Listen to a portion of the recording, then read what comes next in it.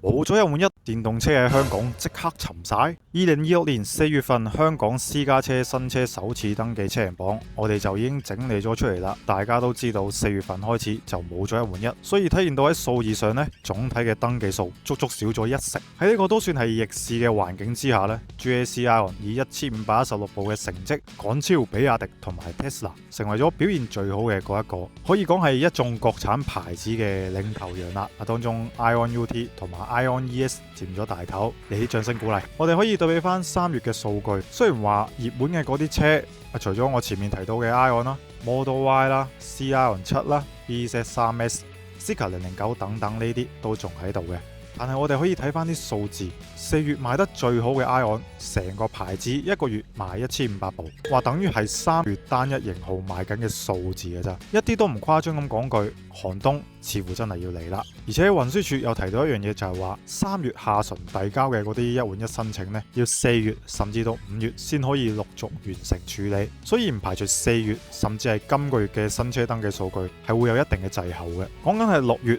我哋先可以真正咁睇到冇咗一換一個香港車市會變成咩樣。當然啦，就我哋預期嚟睇呢，原本嗰啲低價入門一啲嘅電動車呢，依然仲可以企硬嘅。始終依家啲油價真係好得人驚啊嘛。另外就係我哋都睇到從上個月開始，有唔少嘅牌子都開始去 sell 翻佢哋嘅混能，甚至係插電混能嘅車。喺可以睇到嘅不久嘅將來呢，呢類車會喺市場上展現出佢哋嘅競爭力啦。